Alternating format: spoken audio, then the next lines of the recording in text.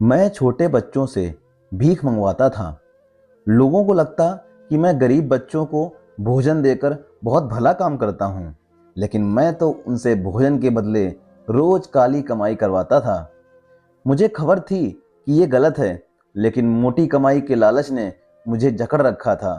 मैंने कुछ दिनों से अपनी बेटी पर ध्यान नहीं दिया। तभी एक दिन मैंने देखा कि मेरी बेटी तो मेरा नाम राहुल है। मैं ज़्यादा पढ़ाई लिखाई नहीं कर सका। शायद इसका एक कारण यह भी हो सकता है कि हमारी आमदनी इतनी नहीं थी कि मेरे पिताजी मुझे पढ़ा लिखा सकें। दरअसल मेरे पिताजी ऑटो चालक थे और वह ऑटो चलाकर हमारे घर का गुजारा करते थे। लेकिन एक दिन दिल का दौरा पड़ने से उनकी मौत हो गई और हमारे घर का चूल्हा जलना ही बंद हो गया। उसके बाद मेरी माँ गांव के जमींदार के खेतों में काम करके दो वक्त की रोटी का जुगाड़ कर पाती थी। लेकिन मेरा तो वही था कि मैं कोई भी काम की तलाश में जाता, लेकिन निराश होकर घर पर आ जाता, क्योंकि अक्सर पढ़ाई लिखाई न करने की वजह से कहीं भी मुझे काम नहीं मिल पा रहा था। अगर कोई काम मिलता तो वह था खेतों में काम करना, जो मुझसे कभी नहीं होता था। गर्मी की वजह से मुझे चक्कर आने लगते थे, जिसकी वजह से मैं बिल्कुल बेरोजगार घर पर ही रहता। अब तो मेरी माँ को ऐसे काम करते देख मुझसे रहा नहीं जाता। मैं बहुत कोशिश करता कि मैं इनका हाथ बटाऊं, लेकिन मेरी भी कमजोरी मुझे लेकर बैठ जाती और मैं कुछ भी ना कर पाता। खैर, ऐसे ही दिन निकलते गए। अब तो हमारे रिश्तेदारों ने बोला कि राहुल की शादी करवा दी जाए। लोगों के मन में यही था कि मैं जानबूझकर कोई काम नहीं करता हूँ और पूरा दिन घर पर बैठा रहता हूँ। तभी उन्होंने विचार किया कि मेरी शादी करवा दी जाए।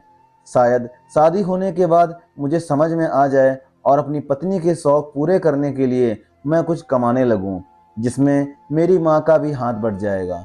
यही सोचकर मेरी शादी करवाने का फैसला किया।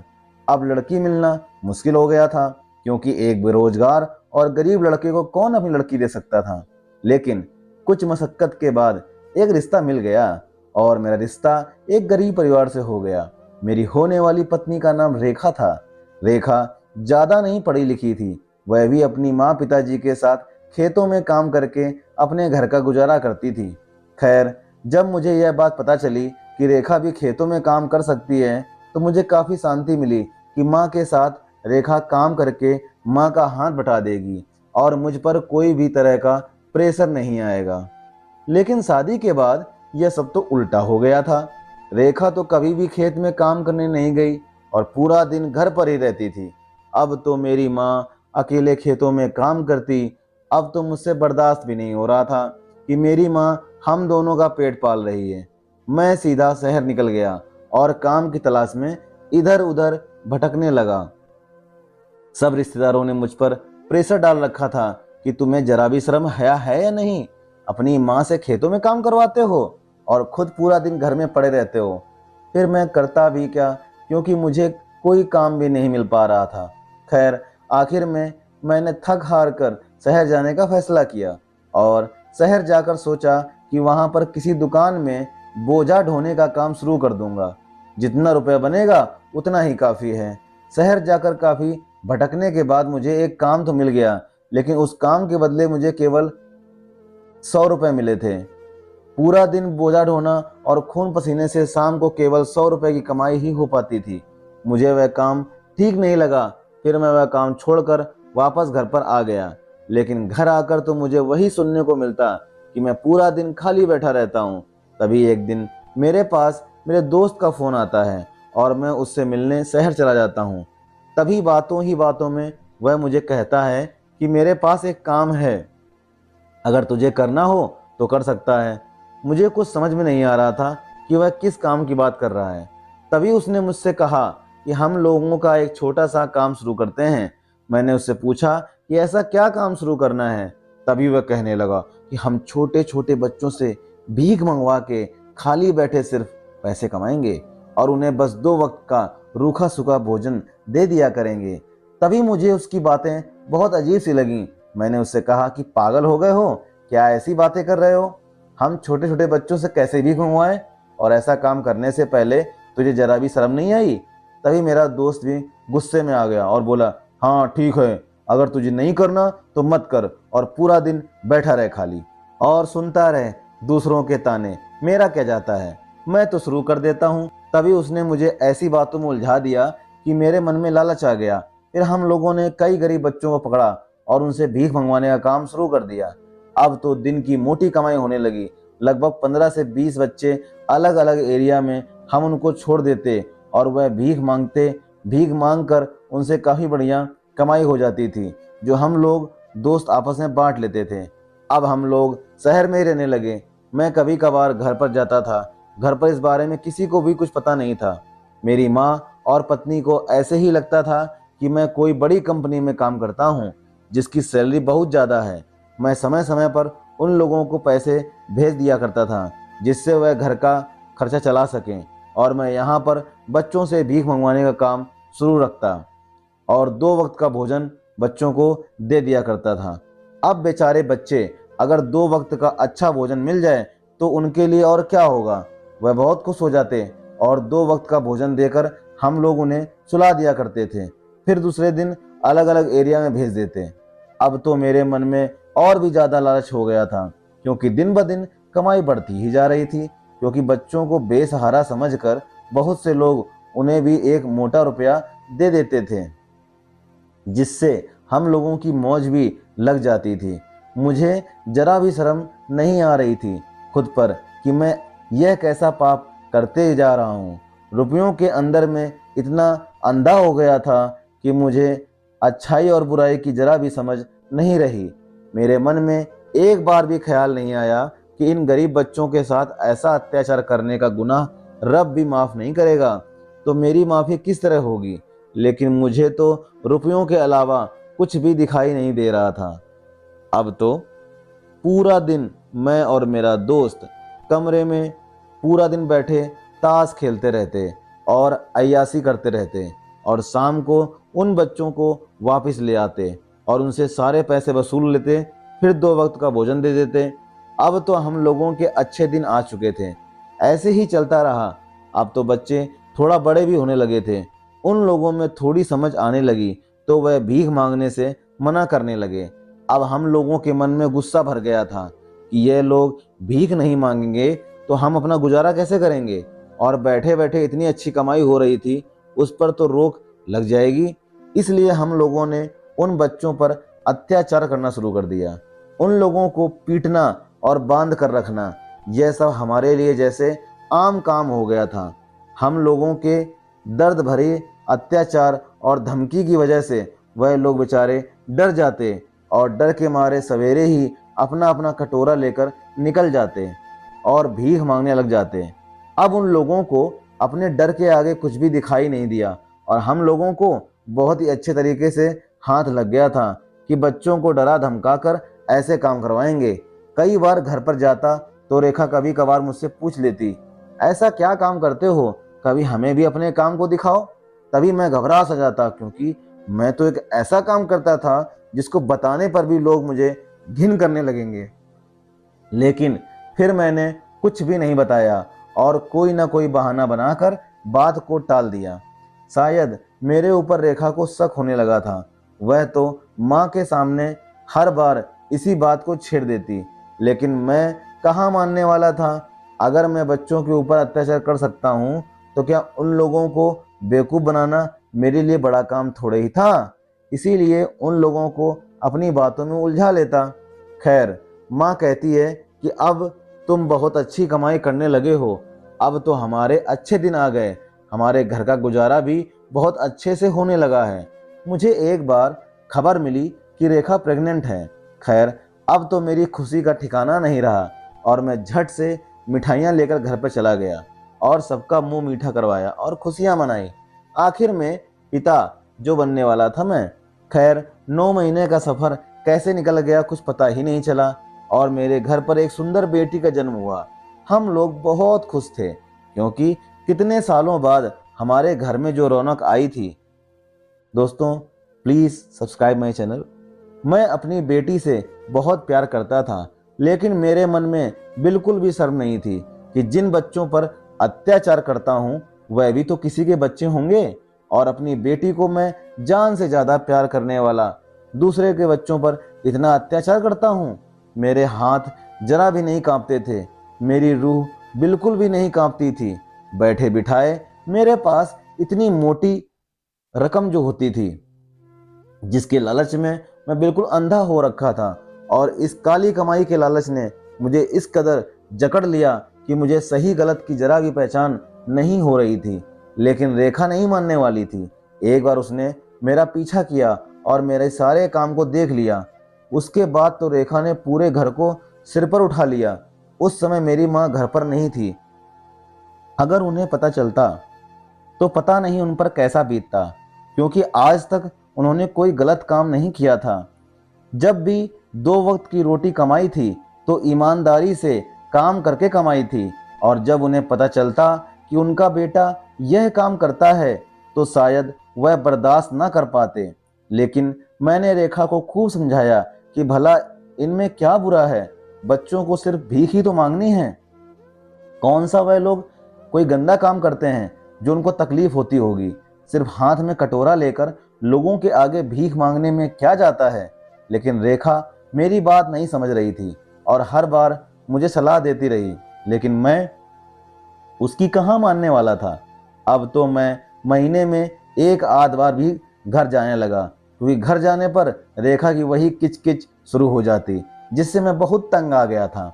अब तो मैं शहर से ही घर पर पैसे भेज देता और कभी कभार अपनी बेटी से मिलने के लिए चला जाता था।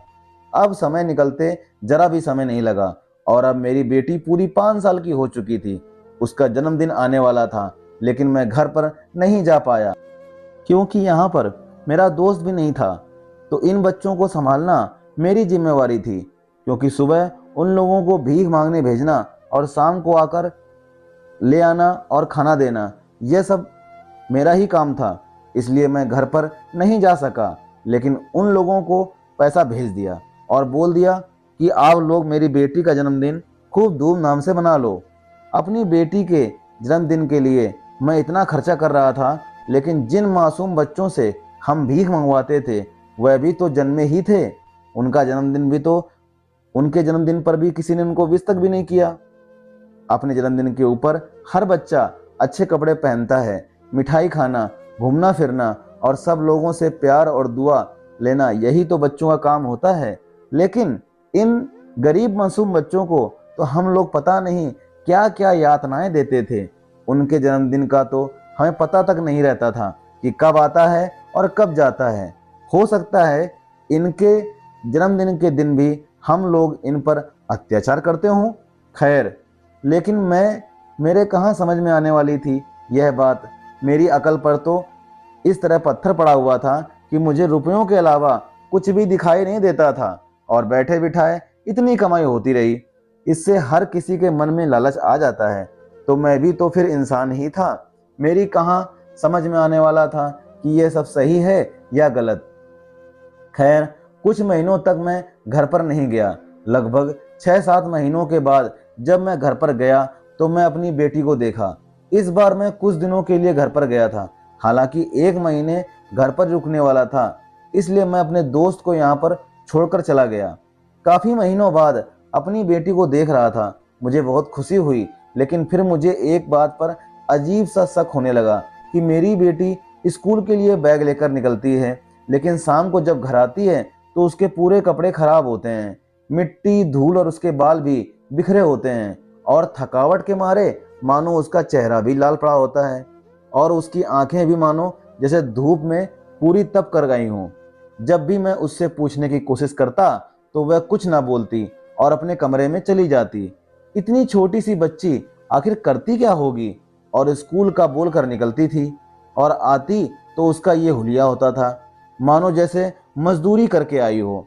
मैंने अपनी पत्नी रेखा से इस बारे में बात की। तभी रेखा ने कहा कि मुझे क्या पता, आपकी बच्ची, आप पूछो। तभी मुझे गुस्सा आ गया, क्योंकि रेखा इस तरह बात जो कर रही थी। मैंने उससे कहा कि मेरी बच्ची का क्या मतलब है? तभी रेखा बोली कि मैंने तो आपसे उसी दिन रिश्ता तोड़ दिया था जिस दिन से आपने उन मासूम बच्चों पर अत्याचार और भीख मंगवाना शुरू किया था। अभी भी समय है, इन सबको छोड़ दीजिए। लेकिन उस समय मेरे को रेखा की सारी बातें गलत लग रही थीं। और उस पर बार बार गुस्सा आ रहा था कि वह ऐसा क्यों बोल रही है। तभी मैंने आखिर तक पता लगाने की सोची कि मेरी बेटी के साथ होता क्या है। तभी मैंने सोचा कि कल मैं खुद इसका पीछा करूंगा और इसे स्कूल छोड़ने के बाद इसका बाहर ही वेट करूंगा और देखता हूं कि स्कूल से निकलने के बाद इसके साथ क्या होता है। तभी मैंने दूसरे दिन अपनी बच्ची को स्कूल में छोड़ा और उसी के पास बने गार्डन में बैठकर पूरी तरह देखने लगा। उसके बाद थोड़ी ही देर बाद अंजलि स्कूल से बाहर निकलती है और उसके साथ दो आदमी होते हैं जो अंजलि को छुट्टी होने से पहले ही अपने साथ लेकर आते हैं।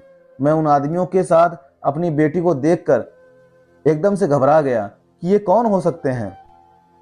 फिर उन लोगों ने मेरी बच्ची से स्कूल बैग ले लिया और उसके हाथ में कटोरा थमा दिया और उसे रोड की दूसरी तरफ छोड़ दिया। मेरी बच्ची लोगों से भीख मांग रही थी। यह सब देखकर मेरे पैरों तले से जमीन खिसक गई। मेरी आंखों में आंसू थे क्योंकि मैं बिल्कुल भी बर्दाश्त नहीं कर पा रहा था कि मेरी बेटी भीख मांग रही है। मैं झट से उसकी तरफ गया और उसके हाथ से कटोरा लेकर फेंक दिया और उसे गोद में उठा लिया। मैं कसकर गले से लगा लिया उसको। इतने में वह आदमी भी वहां पर आ गए और बोले कि कौन हो तुम और हमारी बच्ची को ऐसे ही उठा क्यों रहे हो। तभी मैंने उन लोगों को एक तमाचा जड़ दिया और बोला कि ये मेरी बच्ची है और तुम लोगों की हिम्मत कैसे हुई भीख मंगवाने की।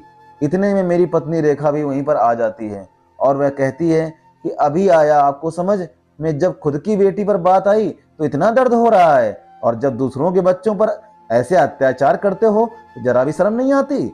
उन मासूम बच्चों पर क्या बीतती है इस बारे में तुम्हें जरा भी फर्क पड़ता है। किस कदर वह धूप में दर दर भटक कर लोगों से भीख मांगते थे और तुम पूरा दिन एसी में बैठे मोटी कमाई खाते हो और वो मासूम जब भीख मांगने के लिए मना करते तो तुम्हें मारते पीटते थे। आज जब तुम्हारी बेटी के साथ ये सब हो रहा है तो तुम्हें कैसा लग रहा है। अब रेखा की बातें ने मेरी आंखें खोल दी थी। मानो मेरे तो सब कुछ सामने आ चुका था। मुझे अपनी गलती का एहसास हो चुका था कि मैं क्या गलती करने जा रहा था। मैंने अपनी बच्ची को रेखा को दे दिया और शहर के लिए निकल गया और वहां जाकर सीधा उन बच्चों को आज़ाद किया और उन लोगों को पढ़ाई लिखाई का खर्चा मैंने उठाने का जिम्मा लिया। मैंने सोचा कि मैंने आज तक जितनी भी काली कमाई की थी वह सब उन बच्चों पर लगाने की सोची और उन्हें अनाथ आश्रम में छोड़ दिया। उनकी पढ़ाई लिखाई का सारा खर्चा और रहने खाने का खर्चा अपने सर पर उठा लिया और अपनी गलती का पछतावा करते हुए उन बच्चों से माफ़ी मांगी। मेरे दोस्त ने मेरे साथ झगड़ा किया कि तुमको क्या हो गया है, यह क्या कर रहे हो। तभी मैंने उससे कहा कि मैं जो भी कर रहा हूँ सही कर रहा हूँ। अगर तुम्हें यह सब गलत लग रहा है तो तुम अपना काम कर सकते हो, लेकिन मैं अब इस बात को दोबारा नहीं कहूँगा और उन बच्चों को अनाथ आश्रम में छोड़कर घर पर आ गया। जब मैं अपनी पत्नी रेखा से नजरें नहीं मिला पा रहा था, लेकिन रेखा ने मुझे सांत्वना देते हुए कहा, गलती जब तक गलती रहती है तब तक उसका एहसास न किया जाए। अब आपको एहसास हो चुका है और आप सुधर चुके हैं, इसीलिए मैं आपको माफ करती हूँ और अब हम पुरानी बातों को ना याद करते हुए अपने नए जीवन की शुरुआत करते हैं। दोस्तों, अब मेरे चेहरे पर मुस्कान आ चुकी थी। धन्यवाद। तो दोस्तों, हमारी ये कहानी शिक्षाप्रद थी। कैसी लगी आपको कमेंट बॉक्स में कमेंट करके जरूर बताइएगा। साथ ही साथ चैनल को सब्सक्राइब करना तो बिल्कुल भूलिए ही मत।